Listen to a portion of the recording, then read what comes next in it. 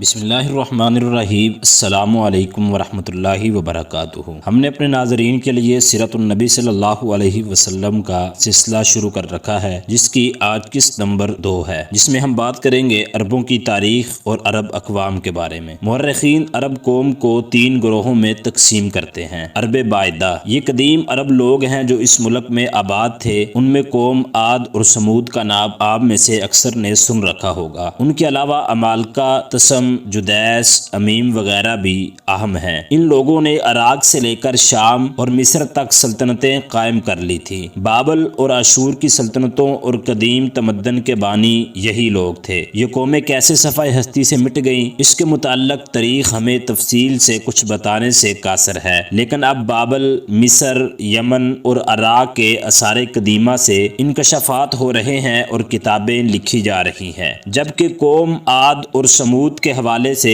قرآن مجید ہمیں بتاتا ہے کہ یہ قومیں اللہ کی نافرمانی اور سرکشی میں جب حد سے بڑھ گئیں تو ان کو عذاب الہی نے گھیر لیا اور یہ نیست و نابود ہو گئی۔ عرب عاربہ کو بنو قحطان بھی کہا جاتا ہے۔ یہ حضرت نوح علیہ السلام کے بیٹے سام بن نوح کی اولاد سے ہیں، اور یہ لوگ قدیم عرب، عاد، سمود وغیرہ کی تباہی اور جزیرہ نما عرب سے مٹ جانے کے بعد یہاں آباد ہوئے۔ قحطان حضرت نوح علیہ السلام کا پوتا تھا، جس کے نام پر یہ لوگ بنو قحطان کہلائے۔ پہلے یہ لوگ یمن کے علاقے میں قیام پذیر ہوئے۔ مشہور ملکہ سبا یعنی حضرت بلقیس کا تعلق بھی بنو قحطان کی ایک شاخ سے تھا۔ پھر ایک دور آیا کہ بنو قحطان کو سرزمین عرب کے دوسرے علاقوں میں نقل مکانی بھی کرنا پڑی۔ اس کی ایک وجہ تو وہ مشہور سیلاب ہے جو بند ٹوٹ جانے کی وجہ سے آیا، جس کے نتیجے میں ان لوگوں کو جان بچانے کے لیے دوسرے علاقوں کا رخ کرنا پڑا۔ اس سیلاب کا ذکر قرآن مجید میں بھی آیا ہے، اور دوسری وجہ یہ کہ جب ان کی آبادی پھیلی تو مجبوراً ان کے مختلف قبائل کو یمن سے نکل کر اپنے لیے نئے علاقے ڈھونڈنا پڑے، جس کے نتیجے میں یہ لوگ جزیرہ نما عرب کے طول و عرض میں پھیل گئے۔ جب کچھ قبائل شام و ایران اور عرب کے سرحدی علاقوں کی طرف بھی نکل گئے اور وہاں اپنی آبادیاں قائم کی، جبکہ ایک قبیلہ بنو جرہم مکہ کی طرف جا نکلا اور زمزم کے چشمے کی وجہ سے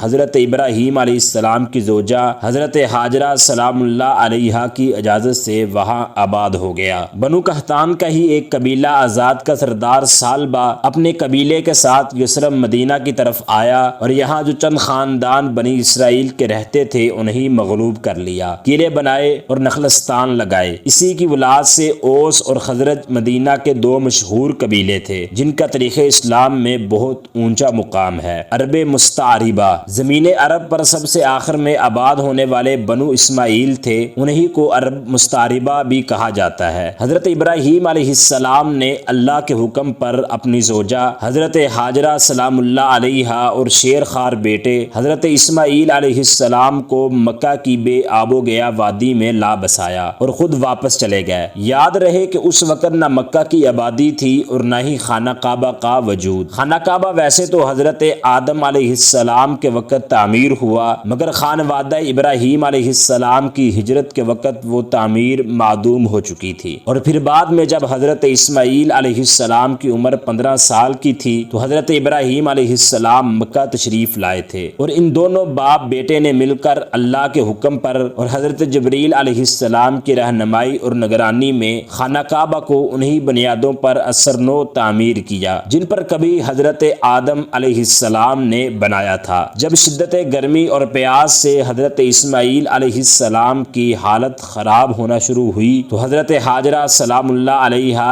ایک عظیم ماں کی وہ بے قرار دوڑ شروع ہوئی جو آج بھی حج کا ایک لازم حصہ ہے۔ آپ پانی کی تلاش میں کبھی صفا پہاڑی پر چڑھ کر دور دور تک دیکھتی کہ شاید کہیں پانی نظر آئے، اور کبھی صفا کی مخالف سمت میں مروہ پہاڑی پر چڑھ کر دیکھتی، مگر وہاں پانی ہوتا تو نظر آتا۔ اس دوران جب حضرت اسماعیل علیہ السلام کے رونے کی آواز ماں کے کانوں میں پڑتی تو بے قرار ہو کر ان کے پاس دوڑی جاتی، اور جب ان کو پیاس سے جاں بلب اور روتا بلکتا دیکھتی تو پھر دیوانہ وار پانی کی تلاش میں جاتی۔ اسی اثناء میں کیا دیکھتی ہے کہ جہاں ننھے اسماعیل علیہ السلام اپنی ایڑیاں رگڑ رہے تھے وہاں سے پانی کسی چشمہ کی صورت ابھر رہا ہے۔ بھاگ کر بیٹے کے پاس پہنچی، اللہ کا شکر ادا کرتے ہوئے بیٹے کو پانی پلایا، خود بھی پیا اور پھر اس چشمہ کے ارد گرد تالاب کی صورت میں مٹی کی منڈھیر بنا دی۔ لیکن جب پانی مسلسل بڑھتے بڑھتے تالاب کے کناروں سے باہر نکلنے لگا تو بے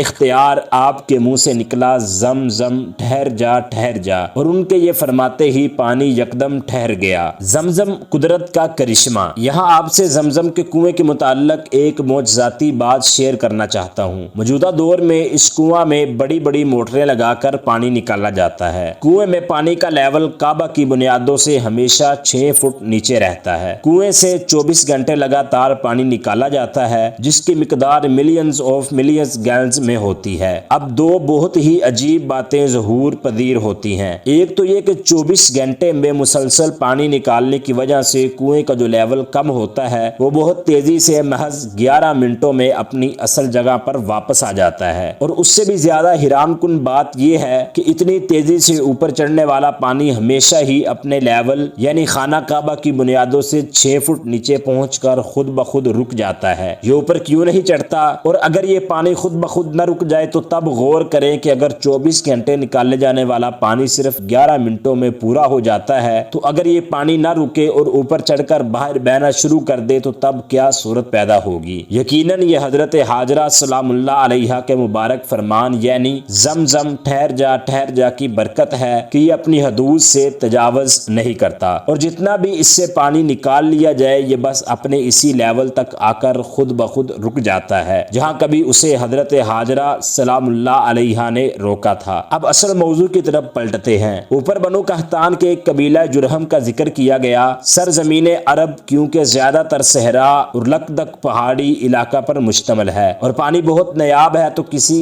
جگہ آبادی کے لیے بہت ضروری ہے کہ وہاں پانی میسر ہو۔ قبیلہ جرہم جب اپنے علاقہ یمن سے نئے وطن کی تلاش میں نکلا تو دوران سفر جب مکہ کی وادی میں پہنچا تو وہاں ان کو زمزم کے چشمہ کی وجہ سے ٹھہرنا مناسب لگا، کیونکہ چشمہ کی مالک حضرت حاجرہ سلام اللہ علیہا تھی، تو انہوں نے بی بی حاجرہ سلام اللہ علیہا کی اجازت سے چشمہ کے ساتھ میں ڈیرے ڈال دیے اور آباد ہو گئے۔ یوں حضرت حاجرہ اور حضرت اسماعیل علیہ السلام کو ایک مضبوط عربی قبیلے کا ساتھ میسر آیا۔ بعد ازاں اسی قبیلے کے سردار کی بیٹی کے ساتھ حضرت اسماعیل علیہ السلام کی شادی ہوئی، جبکہ خانہ کعبہ بھی اثر نو تعمیر ہوا۔ یوں مکہ بے آب و گیا وادی سے ایک آباد شہر کا روپ اختیار کر گیا۔